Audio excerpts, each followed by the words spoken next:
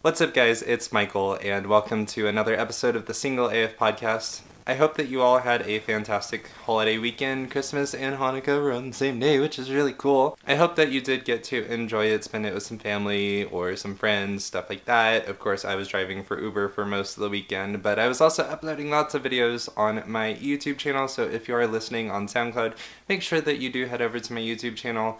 I tried to do as much entertainment for people who would be alone as I possibly could. For this week's episode, since it is, we're going into the new year and people are now setting New Year's resolutions, we're setting goals, stuff like that, I wanted to sort of take the opportunity to talk about relationship goals. And not so much like actual goals, so much as what actually goes into a healthy relationship. Because I do talk a lot about, being in a happy and healthy relationship, and sort of the signs that you're not going to be in one, and how important it is to make sure that you're ready to be in one, and to make sure that you are actually going to end up in one with the person that you're dating. And having worked for a domestic violence shelter for a couple years, I think that I have an idea of what goes into a healthy relationship, but I could be wrong. So as always, if you do disagree with me, or if you have something to add to something that I say, make sure that you do it in the comments, or, reach out to me on Twitter, whatever it is. I do want this to be an open discussion, and I want it to be something that is, I'm not the only person that is offering an opinion.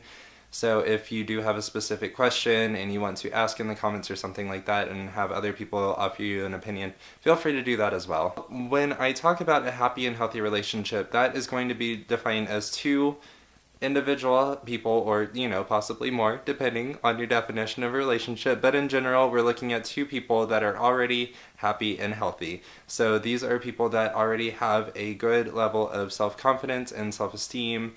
They know their worth, they know their value, and they don't rely on other people. They don't rely on that external validation to have a good opinion of themselves. So they're never doing things just for attention. They're never doing things just to get someone else's approval. That's the most important factor, because if you know who you are and you believe in who you are on your own, you don't have to worry nearly as much about, getting into an unhealthy relationship, because you'll already have a really good relationship with yourself. And when people say things like, you can't love someone until you love yourself, that's what they mean. They don't really mean that you're incapable of giving love, or that you're incapable of offering love, or that you're even incapable of falling in love.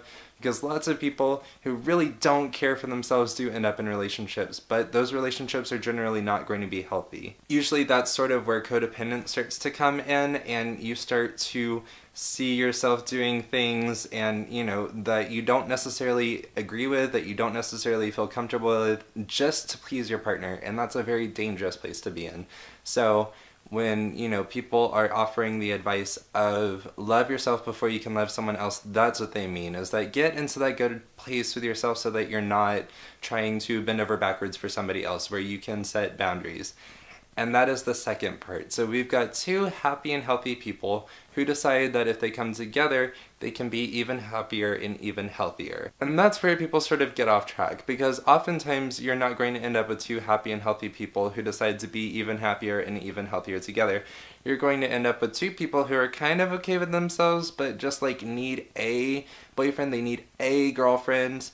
They don't know who that is exactly. They don't have anybody specific in mind. It's sort of, I want a boyfriend. Great, what's his name? And that's sort of always the question that I ask my friends, when they do have an okay relationship with themselves, but they still get lonely and they don't really know how to deal with that loneliness. They're basically looking for somebody to fill the void and to chase away the boredom. And it's like, I want a boyfriend. Great, who is it? Have I met him already, or what? And they're usually like, well, I haven't met him yet. And that's sort of the important second step. So get on good terms with yourself.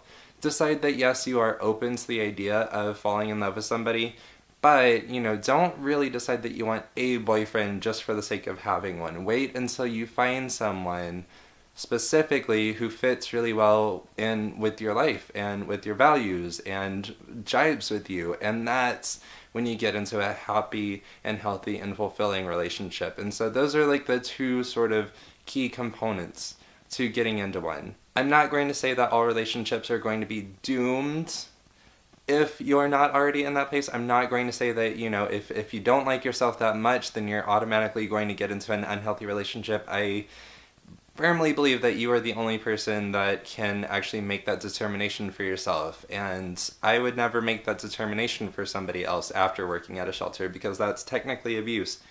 Little known fun fact there, telling people what to feel is considered abusing them. Go figure, right? But try and put the priority not so much on the relationship itself. Try to put the priority on you and on enjoying yourself and appreciating yourself and learning to value yourself, because then everything else sort of comes naturally. So if there's any relationship goals that I would offer, if there's anything that I would highly recommend that people pursue, if there's some image that I would put all over social media to make people go, "Aww," and sort of inspire people, it would be a happy and healthy relationship with yourself and appreciating yourself for who you are and firmly believing and being willing to stand behind yourself and set those boundaries and defend those boundaries and express when you're not comfortable with something, because then everything else sort of comes very naturally and you can much more easily spot the red flags. As always, thank you guys for watching and for listening. This episode is going to be relatively short because I have so much more to add, but it's going to be like a 30-minute episode. There's so much that I can talk about.